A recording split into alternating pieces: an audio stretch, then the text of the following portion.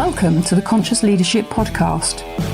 In this podcast, we discuss the how-to of creating conscious leadership for business, life, and the world. With ordinary people doing extraordinary things and being truly in control of their own health, wealth, and happiness. Knowledge plus action with a plan creates magical results. Introducing your host, Julie Hogbin, author, international speaker, mentor, disruptor, and creator of conscious leadership, and property investor living in the UK. Welcome to the Friday edition of the Conscious Leadership Podcast, which is part of the A to Z series that is coming out every Friday. And this particular episode is L. And on the first A to Z, I've chosen to do L as leadership. And I thought I would start with leadership and the credibility linked to leadership. So what is credibility and why does a leader need to be credible? And if you look the word up in a dictionary, it will say as a definition, capable of being believed, trustworthy or reliable. And if we as the leader fail on one of those key aspects, our followers will choose to follow another. So basically, without followers, who do you lead? And credibility is key to being a great leader. And if you're not seen as credible, your followers will doubt you. And your followers are those that you are leading. And a definition of leadership, there are many definitions of leadership, is that leadership is a series of actions. It's not a position. Leadership is a proactive state of generating energy to catalyse change and encourage performance. So when you think about leadership, and as much as this is the A to Z of business, leadership is we lead ourselves and we lead others. And leadership is not a position. So regardless of whether you have the title or not, anybody can lead if they have the characteristics to do so. And then if you take the quote and analyse it briefly, it's indicating that people will follow those that they admire and those that create the energy that is attractive. It doesn't say that the individuals have to have the title or the position. And then when you think about this and you dissect it down, if you as the leader do not lead, someone else will take up the position, take up the mantle. Now this can be a bonus if the one taking up the role is in alignment with the organisation's vision, with the business vision. And if they're not in alignment and generating their energy towards that vision, where would they take the people that are following them? They'll take them wherever they think is the appropriate place to take them. So if you think about credibility and you think about leaders, one of the leadership practices that we need to adopt is that we do what we say we will do. Our actions are commensurate with our promises, and those promises are both those that are explicit and implicit. And we adopt that role of leader with passion, with integrity, with sound principles and foresight. Now, we don't have a crystal ball, but we can plan, we can think in advance. And some of the forethought may come from our hindsight of things that have happened in the past that we can change and move forward.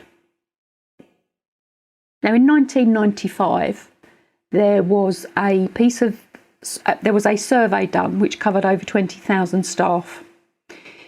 It was completed by a couple of guys called, their surnames are Kouzes and Posnus. The book is called The Leadership Challenge. Highly recommend, if it's still in print, that you find it and read it. It's a good one. And they polled over 20,000 staff, and they identified the qualities most looked for and admired in leaders. And the results didn't vary by the demographics, the organisations, or cultural differences. So this was done across various countries and various areas within countries. And the majority of followers believed that a leader's 4 top characteristics were, and these will not have changed from 1995 till now. I can guarantee these would still be the top 4. Number 1 was honesty, and it emerged as the single most important aspect in the leader-follower relationship. They looked for consistency between words and action. And if there wasn't a consistency between the two, the leader was seen as duplicitous. The second one was forward-looking, and that meant for the followers that the leaders were expected to have a sense of direction and a concern for the future of the organisation. So leaders must know where they're going if they expect others to follow them and join them on the journey. And you must be able to describe and connect that vision to the aspirations of their followers. So there's clearly a lot more in that. But the vision of the organisation being forward-looking must be clear and must be expressed. The third one was about being inspiring. So the charisma of the leaders, the ability to create the enthusiasm and to be energetic and be positive, this was seen as demonstrated the leader's commitment to the future. And it was also felt that an inspiring leader could make the work seem more meaningful. So think about how you are communicating to your team, to your business, to those around you, and to yourself. And then being competent was the fourth one. And the people that answered the poll said the importance of having a leader who was capable and competent. You didn't necessarily have to have as much technical knowledge as team members, but a good general understanding was seen as enough. But the effective leadership skills, apologies about that, were seen as essential. So those 4 key components constituted a leader's credibility. And without the credibility, followers weren't comfortable about following. And this is true in 2021, exactly the same as it was in 1995. So credibility is one of the hardest attributes to gain, and it's also one of the easiest to lose. And once lost, it's very, very difficult to earn it back. So think about, how do you operate as a leader with your honesty, with your ability to forward look and plan and inspire and create the vision, to actually be inspiring, so the characteristics linked to that, and how competent are you with your leadership skills. So that's the first L within the A to Z of business on the Conscious Leadership podcast. And once again, if you have any questions or you need any support, mentoring, coaching on this, please connect with me and I will be very happy to support you within your leadership journey. Thanks for listening to the Conscious Leadership podcast.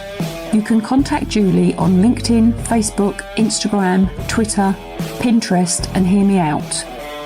Please subscribe to her YouTube channel for how-to videos and more content. And please message Julie to have your questions answered. Until next time, remember, knowledge plus action with a plan creates magical results. See it, say it, write it, believe it, and achieve it.